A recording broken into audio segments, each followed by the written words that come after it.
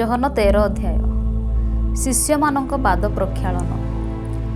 ନିସ୍ତାର ପର୍ବ ହେବା ପୂର୍ବରୁ ଯୀଶୁ ଏହି ଜଗତରୁ ପିତାଙ୍କ ନିକଟକୁ ଆପଣାର ପ୍ରୟାଣ କରିବାର ସମୟ ଉପସ୍ଥିତ ଜାଣି ଜଗତରେ ଥିବା ନିଜର ଯେଉଁ ଲୋକମାନଙ୍କୁ ସେ ପ୍ରେମ କରି ଆସୁଥିଲେ ସେମାନଙ୍କ ପ୍ରତି ଚୂଡ଼ାନ୍ତ ପ୍ରେମ ପ୍ରକାଶ କଲେ।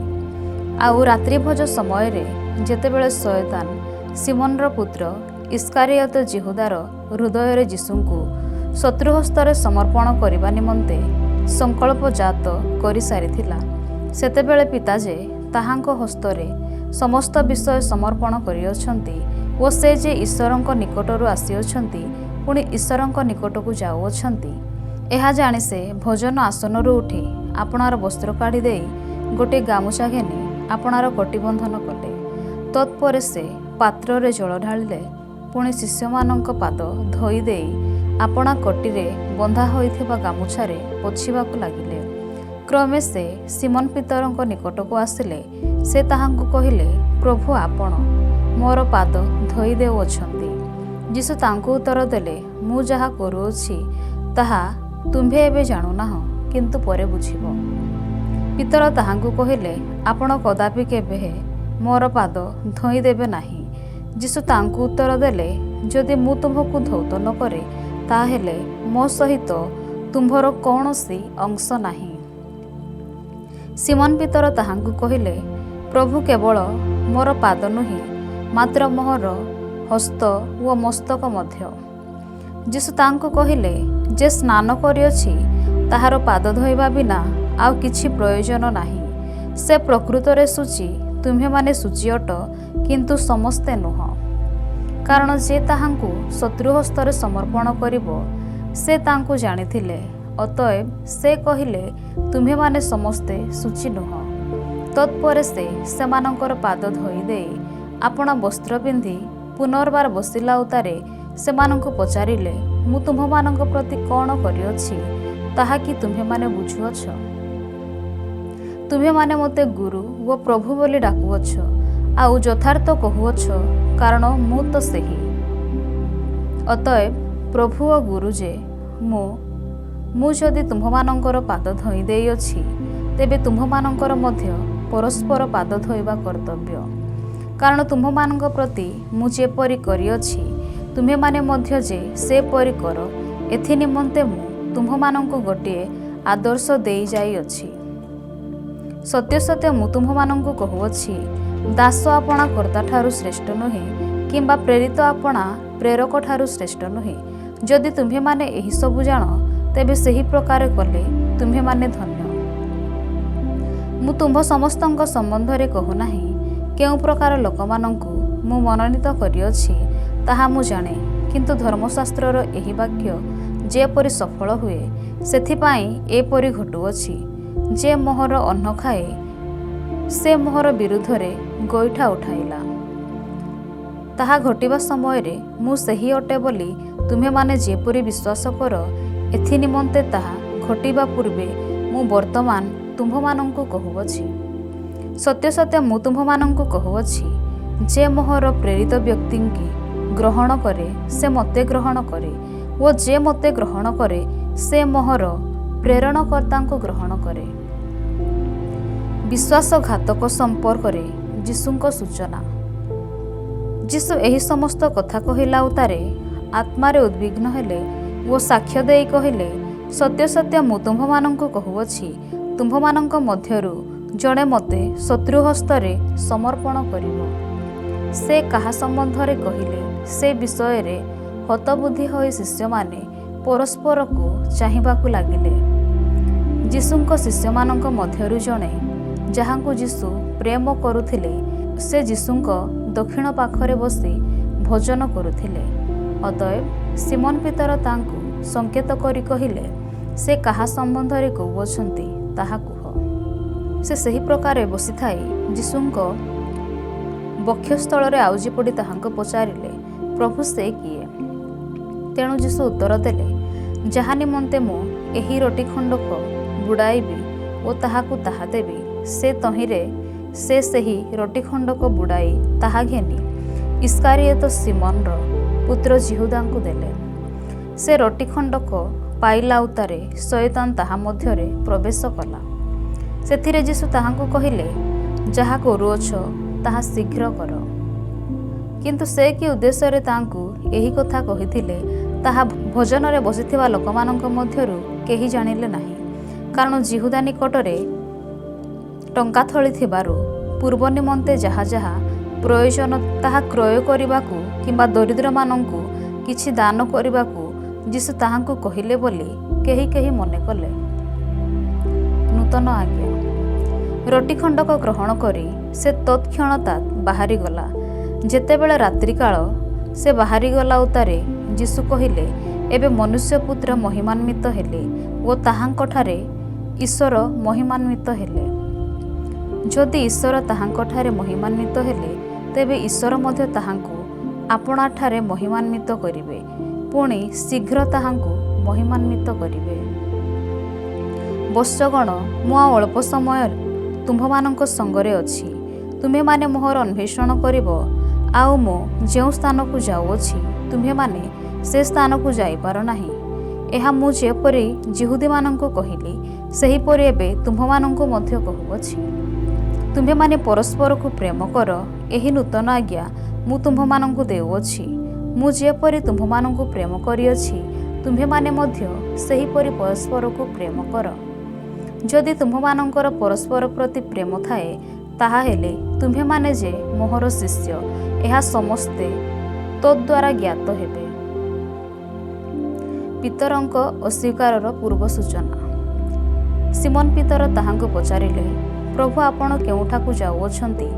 ଯୀଶୁ ଉତ୍ତର ଦେଲେ, ମୁଁ ଯେଉଁଠାକୁ ଯାଉଅଛି ତୁମ୍ଭେ ବର୍ତ୍ତମାନ ମୋହର ପଛେ ପଛେ ସେଠାକୁ ଯାଇପାର ନାହିଁ, କିନ୍ତୁ ପରେ ଯିବ। ପିତର ତାହାଙ୍କୁ ପଚାରିଲେ, ପ୍ରଭୁ, ମୁଁ ବର୍ତ୍ତମାନ କାହିଁକି ଆପଣଙ୍କ ପଛେ ପଛେ ଯାଇପାରିବି ନାହିଁ? ମୁଁ ଆପଣଙ୍କ ନିମନ୍ତେ ନିଜ ପ୍ରାଣ ଦେବି। ଯୀଶୁ ଉତ୍ତର ଦେଲେ, ତୁମ୍ଭେ କ'ଣ ମୋ ନିମନ୍ତେ ନିଜ ପ୍ରାଣ ଦେବ? ସତ୍ୟ ସତ୍ୟ ମୁଁ ତୁମ୍ଭମାନଙ୍କୁ କହୁଅଛି, କୁକୁଡ଼ା ନ ଡାକୁଣୁ ତୁମ୍ଭେ ମୋତେ 3 ଥର ଅସ୍ୱୀକାର କରିବ। ଯୋହନ 14 ଅଧ୍ୟାୟ। ଯୀଶୁ ହିଁ ପଥ, ସତ୍ୟ ଓ ଜୀବନ। ତୁମ୍ଭମାନଙ୍କ ହୃଦୟ ଉଦ୍ବିଗ୍ନ ନ ହେଉ। ତୁମ୍ଭେମାନେ ଈଶ୍ୱରଙ୍କଠାରେ ବିଶ୍ୱାସ କର, ମୋ ଠାରେ ମଧ୍ୟ ବିଶ୍ୱାସ କର। ମୋହର ପିତାଙ୍କ ଗୃହରେ ଅନେକ ବାସସ୍ଥାନ ଅଛି। ଯଦି ନ ଥାନ୍ତା, ତାହାହେଲେ ମୁଁ ତୁମ୍ଭମାନଙ୍କୁ କହିଥାନ୍ତି, ମୁଁ ତୁମ୍ଭମାନଙ୍କ ନିମନ୍ତେ ସ୍ଥାନ ପ୍ରସ୍ତୁତ କରିବାକୁ ଯାଉଅଛି। ପୁଣି ମୁଁ ଯାଇ ତୁମ୍ଭମାନଙ୍କ ନିମନ୍ତେ ସ୍ଥାନ ପ୍ରସ୍ତୁତ କଲେ ପୁନର୍ବାର ଆସିବି, ଆଉ ମୁଁ ଯେଉଁ ସ୍ଥାନରେ ଥାଏ ତୁମ୍ଭେମାନେ ମଧ୍ୟ ଯେପରି ସେହି ସ୍ଥାନରେ ରହିବ, ସେଥି ନିମନ୍ତେ ତୁମ୍ଭମାନଙ୍କୁ ଆପଣା ନିକଟକୁ ଘେନିଯିବି। ପୁଣି ମୁଁ ଯେଉଁ ସ୍ଥାନକୁ ଯାଉଅଛି ତାହାର ପଥ ତୁମ୍ଭେମାନେ ଜାଣ। ଥୋମା ତାହାଙ୍କୁ ପଚାରିଲେ, ପ୍ରଭୁ, ଆପଣ କେଉଁ ସ୍ଥାନକୁ ଯାଉଅଛନ୍ତି ତାହା ଆମ୍ଭେମାନେ ଜାଣୁନାହୁଁ। ପଥ ବା କିପରି ଜାଣିପାରୁ? ଯୀଶୁ ତାହାଙ୍କୁ କହିଲେ, ମୁଁ ପଥ, ସତ୍ୟ ଓ ଜୀବନ। ମୋ ଦେଇ ନ ଗଲେ କେହି ପିତାଙ୍କ ନିକଟକୁ ଯାଏ ନାହିଁ। ଯଦି ତୁମ୍ଭେମାନେ ମୋତେ ଜାଣିଥାନ୍ତ, ତାହାହେଲେ ମୋହର ପିତାଙ୍କୁ ମଧ୍ୟ ଜାଣିଥାନ୍ତ। ଏବେ ହିଁ ତାହାଙ୍କୁ ଜାଣୁଅଛ, ତାହାଙ୍କୁ ଦେଖୁଅଛ। ଫିଲିପ ତାହାଙ୍କୁ କହିଲେ, ପ୍ରଭୁ, ଆମ୍ଭମାନଙ୍କୁ ପିତାଙ୍କୁ ଦର୍ଶନ କରାନ୍ତୁ, ତାହା ଆମ୍ଭମାନଙ୍କ ନିମନ୍ତେ ଯଥେଷ୍ଟ। ଯୀଶୁ ତାହାଙ୍କୁ କହିଲେ, ଫିଲିପ, ଏତେ କାଳ ମୁଁ ତୁମ୍ଭମାନଙ୍କ ସଙ୍ଗରେ ଅଛି, ଆଉ ତୁମ୍ଭେ କ'ଣ ମୋତେ ଜାଣିଲ ନାହିଁ? ଯେ ମୋତେ ଦର୍ଶନ କରିଅଛି ସେ ପିତାଙ୍କୁ ଦର୍ଶନ କରିଅଛି। ଆମ୍ଭମାନଙ୍କୁ ପିତାଙ୍କୁ ଦର୍ଶନ କରାନ୍ତୁ ବୋଲି ତୁମ୍ଭେ କିପରି କହୁଅଛ? ମୁଁ ଯେ ପିତାଙ୍କଠାରେ ଅଛି ଓ ପିତା ମୋ ଠାରେ ଅଛନ୍ତି, ଏ କଥା କ'ଣ ବିଶ୍ୱାସ କରୁନାହୁଁ? ମୁଁ ତୁମ୍ଭମାନଙ୍କୁ ଯେ ସମସ୍ତ ବାକ୍ୟ କହେ, ସେହିସବୁ ମୋ ନିକଟରୁ କହେ ନାହିଁ, କିନ୍ତୁ ପିତା ମୋ ଠାରେ ଥାଇ ଆପଣା କର୍ମ କରୁଅଛନ୍ତି। ମୁଁ ଯେ ପିତାଙ୍କଠାରେ ଅଛି ଓ ପିତା ମୋ ଠାରେ ଅଛନ୍ତି, ମୋର ଏହି କଥା ବିଶ୍ୱାସ କର, ନତୁବା କର୍ମ ଯୋଗୁ ହେଲେ ବିଶ୍ୱାସ କର। ସତ୍ୟ ସତ୍ୟ ମୁଁ ତୁମ୍ଭମାନଙ୍କୁ କହୁଅଛି, ମୋ ଠାରେ ଯେ ବିଶ୍ୱାସ କରେ, ମୁଁ ଯେଉଁ ଯେଉଁ କର୍ମ କରୁଅଛି ସେ ମଧ୍ୟ ସେହିସବୁ କରିବ, ଆଉ ସେସବୁ ଅପେକ୍ଷା ଅଧିକ ମହତ୍ କର୍ମ କରିବ, କାରଣ ମୁଁ ପିତାଙ୍କ ନିକଟକୁ ଯାଉଅଛି। ପୁଣି ପିତା ଯେପରି ପୁତ୍ରଙ୍କଠାରେ ମହିମାନ୍ୱିତ ହୁଅନ୍ତି, ଏଥି ନିମନ୍ତେ ତୁମ୍ଭେମାନେ ମୋ ନାମରେ ଯାହା କିଛି ମାଗିବ ତାହା ମୁଁ ଦେବି। ଯଦି ତୁମ୍ଭେମାନେ ମୋ ନାମରେ କୌଣସି ବିଷୟ ମୋତେ ମାଗିବ, ମୁଁ ତାହା କରିବି। ପବିତ୍ର ଆତ୍ମାଙ୍କ ଦାନର ପ୍ରତିଜ୍ଞା। ଯଦି ତୁମ୍ଭେମାନେ ମୋତେ ପ୍ରେମ କର, ତାହା ହେଲେ ମୋର ଆଜ୍ଞା ସବୁ ପାଳନ କରିବ। ଆଉ ମୁଁ ପିତାଙ୍କୁ ଅନୁରୋଧ କରିବି, ପୁଣି ତୁମ୍ଭମାନଙ୍କ ସଙ୍ଗରେ ଚିରକାଳ ରହିବା ନିମନ୍ତେ ସେ ତୁମ୍ଭମାନଙ୍କୁ ଆଉ ଜଣେ ସାହାଯ୍ୟକାରୀଙ୍କି ଅର୍ଥାତ୍ ସେହି ସତ୍ୟମୟ ଆତ୍ମାଙ୍କୁ ଦେବେ। ଜଗତ ତାହାଙ୍କୁ ଗ୍ରହଣ କରିପାରେ ନାହିଁ, କାରଣ ଜଗତ ତାହାଙ୍କୁ ଦେଖିନାହିଁ କିମ୍ବା ଜାଣିନାହିଁ। ତୁମ୍ଭେମାନେ ତାହାଙ୍କୁ ଜାଣ, କାରଣ ସେ ତୁମ୍ଭମାନଙ୍କ ସଙ୍ଗରେ ଥାଆନ୍ତି, ପୁଣି ସେ ତୁମ୍ଭମାନଙ୍କ ଅନ୍ତରରେ ରହିବେ। ମୁଁ ତୁମ୍ଭମାନଙ୍କୁ ଅନାଥ କରି ଛାଡ଼ିଯିବି ନାହିଁ, ମୁଁ ତୁମ୍ଭମାନଙ୍କ ନିକଟକୁ ଆସୁଅଛି। ଅଳ୍ପ ମାତ୍ର ସମୟ ରହିଲା, ଜଗତ ମୋତେ ଆଉ ଦେଖିବ ନାହିଁ, ମାତ୍ର ତୁମ୍ଭେମାନେ ମୋତେ ଦେଖିବ, କାରଣ ମୁଁ ଜୀବିତ, ଆଉ ତୁମ୍ଭେମାନେ ମଧ୍ୟ ଜୀବିତ ରହିବ। ମୁଁ ଯେ ମୋର ପିତାଙ୍କଠାରେ, ପୁଣି ତୁମ୍ଭେମାନେ ଯେ ମୋ ଠାରେ ଓ ମୁଁ ତାହାଙ୍କଠାରେ ଅଛି, ଏହା ସେହିଦିନ ତୁମ୍ଭେମାନେ ଜାଣିବ ଯେ ମୋର ଆଜ୍ଞା ସବୁ ଗ୍ରହଣ କରି ପାଳନ କରେ, ସେହି ତ ମୋତେ ପ୍ରେମ କରେ। ଆଉ ଯେ ମୋତେ ପ୍ରେମ କରେ, ମୋର ପିତା ତାହାଙ୍କୁ ପ୍ରେମ କରିବ, ପୁଣି ମୁଁ ତାହାଙ୍କୁ ପ୍ରେମ କରିବି ଓ ତାହା ନିକଟରେ ଆପଣାକୁ ପ୍ରକାଶ କରିବି। ଯିହୁଦା ଇସ୍କାରିୟତ ନୁହେଁ, ତାହାଙ୍କୁ କହିଲେ, ହେ ପ୍ରଭୁ, କ'ଣ ହେଲା ଯେ ଆପଣ ଜଗତ ନିକଟରେ ଆପଣାକୁ ପ୍ରକାଶ ନ କରି ଆମ୍ଭମାନଙ୍କ ନିକଟରେ ପ୍ରକାଶ କରିବାକୁ ଯାଉଅଛନ୍ତି? ଯୀଶୁ ତାହାଙ୍କୁ ଉତ୍ତର ଦେଲେ, ଯଦି କେହି ମୋତେ ପ୍ରେମ କରେ, ତାହା ହେଲେ ସେ ମୋହର ବାକ୍ୟ ପାଳନ କରିବ, ପୁଣି ମୋହର ପିତା ତାହାଙ୍କୁ ପ୍ରେମ କରିବେ, ଆଉ ଆମ୍ଭେମାନେ ତାହା ନିକଟକୁ ଆସି ତାହା ସହିତ ବାସ କରିବା। ଯେ ମୋତେ ପ୍ରେମ କରେ ନାହିଁ, ସେ ମୋହର ବାକ୍ୟ ପାଳନ କରେ ନାହିଁ। ଆଉ ଯେଉଁ ବାକ୍ୟ ତୁମ୍ଭେମାନେ ଶୁଣୁଅଛ, ତାହା ମୋହର ନୁହେଁ, ମାତ୍ର ମୋହର ପ୍ରେରଣକର୍ତ୍ତା ପିତାଙ୍କର। ମୁଁ ତୁମ୍ଭମାନଙ୍କ ସଙ୍ଗରେ ଥାଉ ଥାଉ ତୁମ୍ଭମାନଙ୍କୁ ଏହି ସମସ୍ତ କଥା କହିଲି, କିନ୍ତୁ ସେହି ସାହାଯ୍ୟକାରୀ ଅର୍ଥାତ୍ ଯେଉଁ ପବିତ୍ର ଆତ୍ମାଙ୍କୁ ପିତା ମୋ ନାମରେ ପ୍ରେରଣ କରିବେ, ସେ ତୁମ୍ଭମାନଙ୍କୁ ସମସ୍ତ ବିଷୟ ଶିକ୍ଷା ଦେବେ। ଆଉ ମୁଁ ତୁମ୍ଭମାନଙ୍କୁ ଯାହା ଯାହା କହିଅଛି, ସେହି ସବୁ ତୁମ୍ଭମାନଙ୍କୁ ସ୍ମରଣ କରାଇବେ। ମୁଁ ତୁମ୍ଭମାନଙ୍କୁ ଶାନ୍ତି ଦାନ କରି ଯାଉଅଛି, ମୋହର ନିଜର ଶାନ୍ତି ତୁମ୍ଭମାନଙ୍କୁ ଦାନ କରୁଅଛି। ଜଗତ ଯେପରି ଦାନ କରେ, ମୁଁ ତୁମ୍ଭମାନଙ୍କୁ ସେହିପରି ଦାନ କରୁନାହିଁ। ତୁମ୍ଭମାନଙ୍କ ହୃଦୟ ଉଦ୍ବିଗ୍ନ କି ଭୟଗ୍ରସ୍ତ ନ ହେଉ। ମୁଁ ଯେ ଯାଉଅଛି ଓ ତୁମ୍ଭମାନଙ୍କ ନିକଟକୁ ପୁଣି ଆସୁଅଛି, ମୋହର ଏହି କଥା ତ ଶୁଣିଅଛ। ଯଦି ତୁମ୍ଭେମାନେ ମୋତେ ପ୍ରେମ କରୁଥାନ୍ତ, ତାହା ହେଲେ ମୁଁ ମୋହର ପିତାଙ୍କ ନିକଟକୁ ଯାଉଅଛି ବୋଲି ଆନନ୍ଦ କରିଥାନ୍ତି, କାରଣ ପିତା ମୋ ଠାରୁ ମହାନ। ଆଉ ତାହା ଘଟିବା ସମୟରେ ତୁମ୍ଭେମାନେ ଯେପରି ବିଶ୍ୱାସ କରିବ, ଏଥି ନିମନ୍ତେ ତାହା ଘଟିବା ପୂର୍ବେ ମୁଁ ଏବେ ତୁମ୍ଭମାନଙ୍କୁ କହୁଅଛି। ମୁଁ ତୁମ୍ଭମାନଙ୍କ ସହିତ ଆଉ ଅଧିକ କଥାବାର୍ତ୍ତା କରିବି ନାହିଁ, କାରଣ ଜଗତ ଅଧିପତି ଆସୁଅଛି, ଆଉ ମୋ ଠାରେ ତାହା କିଛି ହିଁ ନାହିଁ। କିନ୍ତୁ ମୁଁ ଯେ ପିତାଙ୍କୁ ପ୍ରେମ କରେ ଓ ପିତାଙ୍କ ଆଜ୍ଞା ଅନୁସାରେ କର୍ମ କରେ, ଏହା ଯେପରି ଜଗତ ଜାଣିପାରେ, ଏଥି ନିମନ୍ତେ ଏପରି ଘଟୁଅଛି। ଉଠ, ଆମ୍ଭେମାନେ ଏହି ସ୍ଥାନରୁ ଚାଲିଯାଉ। ଜହନ 15 ଅଧ୍ୟାୟ। ଯୀଶୁ ପ୍ରକୃତ ଦ୍ରାକ୍ଷାଲତା। ମୁଁ ପ୍ରକୃତ ଦ୍ରାକ୍ଷାଲତା, ପୁଣି ମୋହର ପିତା କୃଷକ। ମୋ ଠାରେ ଥିବା କୌଣସି ଶାଖା ଫଳ ନ ଫଳେ, ତାହା ଯେ କାଟି ପକାନ୍ତି, ଆଉ ଯେ କୌଣସି ଶାଖା ଫଳ ଫଳେ, ଅଧିକ ଫଳ ଫଳିବା ନିମନ୍ତେ ସେ ତାହା ପରିଷ୍କାର କରନ୍ତି। ମୁଁ ତୁମ୍ଭମାନଙ୍କୁ ଯେଉଁ ବାକ୍ୟ କହୁଅଛି, ସେଥିଯୋଗୁଁ ତୁମ୍ଭେମାନେ ପରିଷ୍କୃତ ହୋଇ ସାରିଅଛ। ମୋ ଠାରେ ରୁହ, ସେଥିରେ ମୁଁ ତୁମ୍ଭମାନଙ୍କଠାରେ ରହିବି। ଶାଖା ଯେପରି ଦ୍ରାକ୍ଷାଲତାରେ ନ ରହିଲେ ନିଜରୁ ଫଳ ଫଳି ପାରେ ନାହିଁ, ସେହିପରି ତୁମ୍ଭେମାନେ ମଧ୍ୟ ମୋ ଠାରେ ନ ରହିଲେ ଫଳ ଫଳି ପାର ନାହିଁ। ମୁଁ ଦ୍ରାକ୍ଷାଲତା, ତୁମ୍ଭେମାନେ ଶାଖା। ଯେ ମୋ ଠାରେ ରହେ ଓ ମୁଁ ଯାହାଠାରେ ରହେ, ସେ ପ୍ରଚୁର ଫଳ ଫଳେ, କାରଣ ମୋ ବିନା ତୁମ୍ଭେମାନେ କିଛି କରିପାର ନାହିଁ। କେହି ଯେବେ ମୋ ଠାରେ ନ ରହେ, ତାହାହେଲେ ସେ ଶାଖା ପରି ବାହାରେ ପକାଇ ଦିଆଯାଏ ଓ ଶୁଖିଯାଏ। ପୁଣି ଲୋକ ସେଗୁଡ଼ାକ ଏକାଠି କରି ନିଆଁରେ ପକାଇ ଦିଅନ୍ତି ଓ ସେଗୁଡ଼ାକ ପୋଡ଼ିଯାଏ। ଯଦି ତୁମ୍ଭେମାନେ ମୋ ଠାରେ ରୁହ, ଆଉ ମୋହର ବାକ୍ୟ ତୁମ୍ଭମାନଙ୍କଠାରେ ରହେ, ତାହାହେଲେ କୌଣସି ବିଷୟରେ ଇଚ୍ଛା କର, ତାହା ମାଗ, ଆଉ ତୁମ୍ଭମାନଙ୍କ ନିମନ୍ତେ ତାହା ସାଧିତ ହେବ। ତୁମ୍ଭେମାନେ ପ୍ରଚୁର ଫଳ ଫଳିଲେ ମୋହର ପିତା ମହିମାନ୍ୱିତ ହେବେ। ଆଉ ତୁମ୍ଭେମାନେ ମୋହର ପ୍ରକୃତ ଶିଷ୍ୟ ହେବ। ପିତା ଯେ ପ୍ରକାର ମୋତେ ପ୍ରେମ କରିଅଛନ୍ତି ମୁଁ ମଧ୍ୟ ସେହି ପ୍ରକାରେ ତୁମମାନଙ୍କୁ ପ୍ରେମ କରୁଅଛି। ମୋହର ପ୍ରେମରେ ସ୍ଥିର ହୋଇ ରହିଥାଅ। ମୁଁ ଯେପରି ମୋହର ପିତାଙ୍କ ଆଜ୍ଞା ପାଳନ କରି ତାହାଙ୍କ ପ୍ରେମରେ ସ୍ଥିର ହୋଇ ରହିଥାଏ, ସେ ପ୍ରକାର ତୁମ୍ଭେମାନେ ଯେବେ ମୋହର ଆଜ୍ଞା ପାଳନ କର, ତାହା ହେଲେ ମୋହର ପ୍ରେମରେ ସ୍ଥିର ହୋଇ ରହିବ। ମୋହର ଆନନ୍ଦ ଯେପରି ତୁମ୍ଭମାନଙ୍କଠାରେ ଥାଏ, ଆଉ ତୁମ୍ଭମାନଙ୍କର ଆନନ୍ଦ ଯେପରି ପୂର୍ଣ୍ଣ ହୁଏ, ଏଥି ନିମନ୍ତେ ମୁଁ ଏ ସମସ୍ତ ତୁମ୍ଭମାନଙ୍କୁ କହିଲି। ମୁଁ ଯେପରି ତୁମ୍ଭମାନଙ୍କୁ ପ୍ରେମ କରୁଅଛି, ତୁମ୍ଭେମାନେ ସେହିପରି ପରସ୍ପରକୁ ପ୍ରେମ କର। ଏହି ମୋହର ଆଜ୍ଞା। ଆପଣା ବନ୍ଧୁମାନଙ୍କ ନିମନ୍ତେ ନିଜ ପ୍ରାଣ ଦାନ କରିବା ଅପେକ୍ଷା କାହାରି ଆଉ ଅଧିକ ଶ୍ରେଷ୍ଠ ପ୍ରେମ ନାହିଁ। ମୁଁ ତୁମ୍ଭମାନଙ୍କୁ ଯେଉଁ ଆଜ୍ଞା ଦେଉଅଛି, ତାହା ଯଦି ପାଳନ କର, ତେବେ ତୁମ୍ଭେମାନେ ମୋହର ବନ୍ଧୁ। ମୁଁ ତୁମ୍ଭମାନଙ୍କୁ ଆଉ ଦାସ ବୋଲି କହୁନାହିଁ, କାରଣ କର୍ତ୍ତା କ'ଣ କରନ୍ତି ଦାସ ତାହା ଜାଣେ ନାହିଁ। କିନ୍ତୁ ମୁଁ ତୁମ୍ଭମାନଙ୍କୁ ବନ୍ଧୁ ବୋଲି କହୁଅଛି, କାରଣ ମୁଁ ମୋହର ପିତାଙ୍କଠାରୁ ଯାହା ଯାହା ଶୁଣିଅଛି, ସେହି ସବୁ ତୁମ୍ଭମାନଙ୍କୁ ଜଣାଇଅଛି। ତୁମ୍ଭେମାନେ ମୋତେ ମନୋନୀତ କରିନାହଁ, କିନ୍ତୁ ମୁଁ ତୁମ୍ଭମାନଙ୍କୁ ମନୋନୀତ କରିଅଛି। ଆଉ ତୁମ୍ଭେମାନେ ଯେପରି ଯାଇ ଫଳ ଉତ୍ପନ୍ନ କର ଓ ତୁମ୍ଭମାନଙ୍କର ଫଳ ସ୍ଥାୟୀ ହୁଏ, ଏଥି ନିମନ୍ତେ ତୁମ୍ଭମାନଙ୍କୁ ନିଯୁକ୍ତି କରିଅଛି।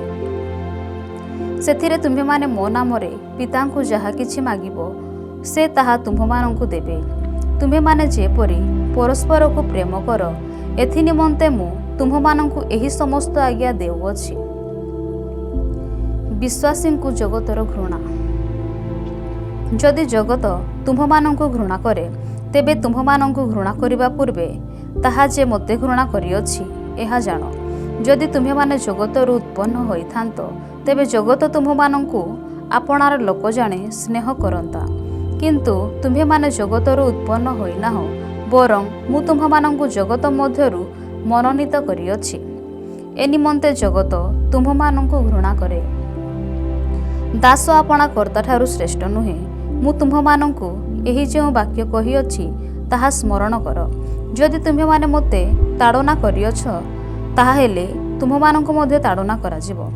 ଯଦି ତୁମ୍ଭେମାନେ ମୋହର ବାକ୍ୟ ପାଳନ କରିଅଛ, ତାହାହେଲେ ତୁମ୍ଭମାନଙ୍କର ବାକ୍ୟ ମଧ୍ୟ ପାଳନ କରିବେ।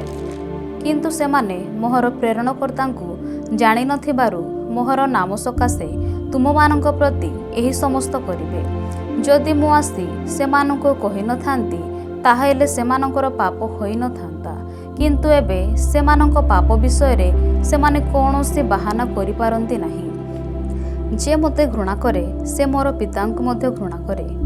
ଯେଉଁ କର୍ମ ସବୁ ଆଉ କେହି କରିନାହିଁ, ମୁଁ ଯଦି ସେହି ସବୁ ସେମାନଙ୍କ ମଧ୍ୟରେ କରିନଥାନ୍ତି, ତାହେଲେ ସେମାନଙ୍କର ପାପ ହୋଇନଥାନ୍ତା। କିନ୍ତୁ ଏବେ ସେମାନେ ଦେଖୁଅଛନ୍ତି, ଆଉ ମୋତେ ଓ ମୋହର ପିତା ଉଭୟଙ୍କୁ ଘୃଣା କରିଅଛନ୍ତି। ମାତ୍ର ସେମାନେ ଅକାରଣରେ ମୋତେ ଘୃଣା କଲେ। ସେମାନଙ୍କ ବ୍ୟବସ୍ଥାରେ ଲିଖିତ ଏହି ବାକ୍ୟ ଯେପରି ସଫଳ ହୁଏ, ଏଥି ନିମନ୍ତେ ଏପରି ଘଟୁଅଛି। ପିତାଙ୍କ ନିକଟରୁ ମୁଁ ତୁମ୍ଭମାନଙ୍କ ନିକଟକୁ ଯେଉଁ ସାହାଯ୍ୟକାରୀଙ୍କୁ ପ୍ରେରଣ କରିବି, ପିତାଙ୍କଠାରୁ ବହିର୍ଗତ ସେହି ସତ୍ୟମୟ ଆତ୍ମା ଆସିଲେ ମୋ ବିଷୟରେ ସାକ୍ଷ୍ୟ ଦେବେ। ଆଉ ତୁମ୍ଭେମାନେ ମଧ୍ୟ ସାକ୍ଷୀ, କାରଣ ତୁମ୍ଭେମାନେ ଆରମ୍ଭରୁ ମୋ ସହିତ ରହିଅଛ। ଯୋହନ 16 ଅଧ୍ୟାୟ। ତୁମ୍ଭେମାନେ ଯେପରି ବିଘ୍ନ ନ ପାଅ, ଏଥି ନିମନ୍ତେ ମୁଁ ତୁମ୍ଭମାନଙ୍କୁ ଏହି ସମସ୍ତ କଥା କହିଅଛି। ସେମାନେ ତୁମ୍ଭମାନଙ୍କୁ ସମାଜଚ୍ୟୁତ କରିବେ। ହଁ, ଏପରି ସମୟ ଆସୁଅଛି, ଯେତେବେଳେ ଯେ କେହି ତୁମ୍ଭମାନଙ୍କୁ ବଧ କରେ, ସେ ଈଶ୍ୱରଙ୍କ ଉଦ୍ଦେଶ୍ୟରେ ଉପାସନା ରୂପ ବଳି ଉତ୍ସର୍ଗ କରୁଅଛି ବୋଲି ମନେ କରିବ। ଆଉ ସେମାନେ ଏହା ସବୁ କରିବେ, କାରଣ ସେମାନେ ପିତାଙ୍କୁ କିମ୍ବା ମୋତେ ଜାଣିନାହାନ୍ତି। ମାତ୍ର ଏ ସମସ୍ତ ଘଟିବାର ସମୟ ଉପସ୍ଥିତ ହେଲେ ମୁଁ ଯେ ତୁମ୍ଭମାନଙ୍କୁ କହିଥିଲି, ଏହା ଯେପରି ତୁମ୍ଭେମାନେ ସ୍ମରଣ କର, ଏଥି ନିମନ୍ତେ ମୁଁ ଏହି ସବୁ କଥା ତୁମ୍ଭମାନଙ୍କୁ କହିଅଛି। ମୁଁ ତୁମ୍ଭମାନଙ୍କ ସହିତ ଥିବାରୁ ଆରମ୍ଭରୁ ଏହି ସବୁ କଥା ତୁମ୍ଭମାନଙ୍କୁ କହିଲି ନାହିଁ। ପବିତ୍ର ଆତ୍ମାଙ୍କ କାର୍ଯ୍ୟ। କିନ୍ତୁ ବର୍ତ୍ତମାନ ମୁଁ ମୋହର ପ୍ରେରଣକର୍ତ୍ତାଙ୍କ ନିକଟକୁ ପ୍ରୟାଣ କରୁଅଛି। ଆଉ ତୁମ୍ଭେ କେଉଁ ସ୍ଥାନକୁ ଯାଉଅଛ ବୋଲି ତୁମ୍ଭମାନଙ୍କ ମଧ୍ୟରୁ କେହି ମୋତେ ପଚାରୁନାହଁ। ମାତ୍ର ମୁଁ ତୁମ୍ଭମାନଙ୍କୁ ଏହି ସମସ୍ତ କଥା କହିଥିବାରୁ ତୁମ୍ଭମାନଙ୍କ ହୃଦୟ ଦୁଃଖରେ ପରିପୂର୍ଣ୍ଣ ହୋଇଅଛି। କିନ୍ତୁ ମୁଁ ତୁମ୍ଭମାନଙ୍କୁ ସତ୍ୟ କହୁଅଛି, ମୋହର ପ୍ରସ୍ଥାନ କରିବାରେ ତୁମ୍ଭମାନଙ୍କର ମଙ୍ଗଳ, କାରଣ ମୁଁ ପ୍ରସ୍ଥାନ ନ କଲେ ସେହି ସାହାଯ୍ୟକାରୀ ତୁମ୍ଭମାନଙ୍କ ନିକଟକୁ ଆସିବ ନାହିଁ, ମାତ୍ର ମୁଁ ଗଲେ ତାହାଙ୍କୁ ତୁମ୍ଭମାନଙ୍କ ନିକଟକୁ ପଠାଇଦେବି। ସେ ଆସି ପାପ, ଧାର୍ମିକତା ଓ ବିଚାର ବିଷୟରେ ଜଗତକୁ ପ୍ରମାଣ ଦେବେ। ପାପ ବିଷୟରେ, କାରଣ ସେମାନେ ମୋ ଠାରେ ବିଶ୍ୱାସ କରନ୍ତି ନାହିଁ। ଧାର୍ମିକତା ବିଷୟରେ, କାରଣ ମୁଁ ପିତାଙ୍କ ନିକଟକୁ ଯାଉଅଛି ଓ ତୁମ୍ଭେମାନେ ମୋତେ ଆଉ ଦେଖିବ ନାହିଁ। ବିଚାର ବିଷୟରେ, କାରଣ ଏହି ଜଗତର ଅଧିପତି ବିଚାରିତ ହୋଇଅଛି। ମୋହର ତୁମ୍ଭମାନଙ୍କୁ ଆହୁରି ଅନେକ କଥା କହିବାର ଅଛି, ମାତ୍ର ତୁମ୍ଭେମାନେ ଏବେ ସେହି ସବୁ ସହିପାର ନାହିଁ। କିନ୍ତୁ ସେ ଅର୍ଥାତ୍ ସତ୍ୟମୟ ଆତ୍ମା ଆସିଲେ ସେ ପଥ ଦେଖାଇ ତୁମ୍ଭମାନଙ୍କୁ ସମସ୍ତ ସତ୍ୟରେ ପ୍ରବେଶ କରାଇବେ, କାରଣ ସେ ଆପଣାଠାରୁ କଥା କହିବେ ନାହିଁ, ମାତ୍ର ଯାହା ଯାହା ଶୁଣିବେ ସେହି ସବୁ କହିବେ, ପୁଣି ଆଗାମୀ ବିଷୟ ସବୁ ତୁମ୍ଭମାନଙ୍କୁ ଜଣାଇବେ। ସେ ମୋତେ ଗୌରବାନ୍ୱିତ କରିବେ, କାରଣ ସେ ମୋ ବିଷୟ ଘେନି ତୁମ୍ଭମାନଙ୍କୁ ଜଣାଇବେ। ଯାହା ଯାହା ପିତାଙ୍କର ସେହି ସବୁ ମୋହର। ଏହି ହେତୁ ମୁଁ କହିଲି, ସେ ମୋର ବିଷୟ ଘେନି ତୁମ୍ଭମାନଙ୍କୁ ଜଣାଇବେ। ବିଷାଦ ଓ ଆନନ୍ଦ। ଅଳ୍ପ ମାତ୍ର ସମୟ ରହିଲା, ତୁମ୍ଭେମାନେ ମୋତେ ଆଉ ଦେଖିବ ନାହିଁ। ପୁନର୍ବାର ଅଳ୍ପ ସମୟ ଉତ୍ତାରେ ତୁମ୍ଭେମାନେ ମୋତେ ଦେଖିବ। ସେଥିରେ ତାହାଙ୍କ ଶିଷ୍ୟମାନଙ୍କ ମଧ୍ୟରୁ କେହି କେହି ପରସ୍ପର କହିଲେ, ଅଳ୍ପ ମାତ୍ର ସମୟ ରହିଲା, ତୁମ୍ଭେମାନେ ମୋତେ ଦେଖିବ ନାହିଁ। ପୁନର୍ବାର ଅଳ୍ପ ସମୟ ଉତ୍ତାରେ ତୁମ୍ଭେମାନେ ମୋତେ ଦେଖିବ ଓ ମୁଁ ପିତାଙ୍କ ନିକଟକୁ ଯାଉଅଛି। ଏହି ଯେଉଁ କଥା ସେ ଆମ୍ଭମାନଙ୍କୁ କହୁଅଛନ୍ତି, ଏହା କ'ଣ? ଏଣୁ ସେମାନେ କହିଲେ, ଅଳ୍ପ ସମୟ ବୋଲି ଏ କ'ଣ କହୁଅଛି? ସେ କ'ଣ କହୁଅଛନ୍ତି ଆମ୍ଭେମାନେ ବୁଝିପାରୁନାହୁଁ। ସେମାନେ ତାହାଙ୍କୁ ପଚାରିବାକୁ ଇଚ୍ଛା କରୁଅଛନ୍ତି ବୋଲି ବୁଝି ଯୀଶୁ ସେମାନଙ୍କୁ କହିଲେ, ଅଳ୍ପ ମାତ୍ର ସମୟ ରହିଲା, ତୁମ୍ଭେମାନେ ମୋତେ ଦେଖିବ ନାହିଁ। ପୁନର୍ବାର ଅଳ୍ପ ସମୟ ଉତ୍ତାରେ ତୁମ୍ଭେମାନେ ମୋତେ ଦେଖିବ। ମୁଁ ଏହି ଯେଉଁ କଥା କହିଲି, ସେ ବିଷୟ ଘେନି ତୁମ୍ଭେମାନେ କ'ଣ ପରସ୍ପର ବାଦାନୁବାଦ କରୁଅଛ? ସତ୍ୟ ସତ୍ୟ ମୁଁ ତୁମ୍ଭମାନଙ୍କୁ କହୁଅଛି, ତୁମ୍ଭେମାନେ ରୋଦନ ଓ ବିଳାପ କରିବ, କିନ୍ତୁ ଜଗତ ଆନନ୍ଦ କରିବ। ତୁମ୍ଭେମାନେ ଦୁଃଖିତ ହେବ, କିନ୍ତୁ ତୁମ୍ଭମାନଙ୍କ ଦୁଃଖ ଆନନ୍ଦରେ ପରିଣତ ହେବ। ପ୍ରସବ ସମୟ ଉପସ୍ଥିତ ହେଲେ ସ୍ତ୍ରୀ ଲୋକ ଦୁଃଖ ପାଏ, କିନ୍ତୁ ସେ ସନ୍ତାନ ପ୍ରସବ କଲା ଉତ୍ତାରେ ଜଗତରେ ଜଣେ ମାନବ ଜନ୍ମଗ୍ରହଣ କଲା, ଏହି ଆନନ୍ଦ ଯୋଗୁଁ ଆଉ କଷ୍ଟ ସ୍ମରଣ କରେ ନାହିଁ। ସେହିପରି ତୁମ୍ଭେମାନେ ବର୍ତ୍ତମାନ ଦୁଃଖ ପାଉଅଛ, କିନ୍ତୁ ମୁଁ ପୁନର୍ବାର ତୁମ୍ଭମାନଙ୍କୁ ଦର୍ଶନ ଦେବି, ଆଉ ତୁମ୍ଭମାନଙ୍କ ହୃଦୟ ଆନନ୍ଦିତ ହେବ ଓ କେହି ତୁମ୍ଭମାନଙ୍କଠାରୁ ତୁମ୍ଭମାନଙ୍କର ଆନନ୍ଦ ହରଣ କରିବ ନାହିଁ। ସେହିଦିନ ତୁମ୍ଭେମାନେ ମୋତେ କିଛି ପଚାରିବ ନାହିଁ। ସତ୍ୟ ସତ୍ୟ ମୁଁ ତୁମ୍ଭମାନଙ୍କୁ କହୁଅଛି, ଯଦି ତୁମ୍ଭେମାନେ ପିତାଙ୍କୁ କିଛି ମାଗିବ, ତେବେ ମୋ ନାମରେ ସେ ତୁମ୍ଭମାନଙ୍କୁ ତାହା ଦେବେ। ଏପର୍ଯ୍ୟନ୍ତ ତୁମ୍ଭେମାନେ ମୋ ନାମରେ କିଛି ମାଗିନାହଁ। ମାଗ, ପୁଣି ତୁମ୍ଭମାନଙ୍କର ଆନନ୍ଦ ଯେପରି ପରିପୂର୍ଣ୍ଣ ହୁଏ, ସେଥି ନିମନ୍ତେ ତୁମ୍ଭେମାନେ ତାହା ପାଇବ। ଜଗତ ଉପରେ ବିଜୟ ଲାଭ। ମୁଁ ତୁମ୍ଭମାନଙ୍କୁ ଉପମା ଦ୍ୱାରା ଏହି ସମସ୍ତ କଥା କହିଅଛି। ସମୟ ଆସୁଅଛି ଯେତେବେଳେ ମୁଁ ଆଉ ଉପମା ଦ୍ୱାରା ତୁମ୍ଭମାନଙ୍କୁ କହିବି ନାହିଁ, କିନ୍ତୁ ପିତାଙ୍କ ବିଷୟ ସ୍ପଷ୍ଟ ରୂପେ ତୁମ୍ଭମାନଙ୍କୁ ଜଣାଇବି। ସେଦିନ ତୁମ୍ଭେମାନେ ମୋ ନାମରେ ମାଗିବ, ଆଉ ମୁଁ ଯେ ତୁମ୍ଭମାନଙ୍କ ସପକ୍ଷରେ ପିତାଙ୍କୁ ଅନୁରୋଧ କରିବି, ଏହା ମୁଁ ତୁମ୍ଭମାନଙ୍କୁ କହୁନାହିଁ। କାରଣ ପିତା ସ୍ୱୟଂ ତୁମ୍ଭମାନଙ୍କୁ ସ୍ନେହ କରନ୍ତି, ଯେଣୁ ତୁମ୍ଭେମାନେ ମୋତେ ସ୍ନେହ କରିଅଛ ଓ ମୁଁ ଯେ ଈଶ୍ୱରଙ୍କ ନିକଟକୁ ଆସିଅଛି, ତାହା ତୁମ୍ଭେମାନେ ବିଶ୍ୱାସ କରିଅଛ। ମୁଁ ପିତାଙ୍କ ନିକଟକୁ ଜଗତକୁ ଆସିଅଛି। ପୁନର୍ବାର ମୁଁ ଜଗତ ପରିତ୍ୟାଗ କରି ପିତାଙ୍କ ନିକଟକୁ ଯାଉଅଛି। ତାହାଙ୍କ ଶିଷ୍ୟମାନେ କହିଲେ, ଦେଖନ୍ତୁ, ବର୍ତ୍ତମାନ ଆପଣ ସ୍ପଷ୍ଟ ରୂପେ କହୁଅଛନ୍ତି ଓ ଉପମା କଥା ଆଉ କହୁନାହାନ୍ତି। ଆପଣ ଯେ ସମସ୍ତ ବିଷୟ ଜାଣନ୍ତି, ପୁଣି କେହି ଆପଣଙ୍କୁ ପ୍ରଶ୍ନ କରିବାରେ ଯେ ଆପଣଙ୍କର ପ୍ରୟୋଜନ ନାହିଁ, ତାହା ଏବେ ଆମ୍ଭେମାନେ ଜାଣିଲୁ।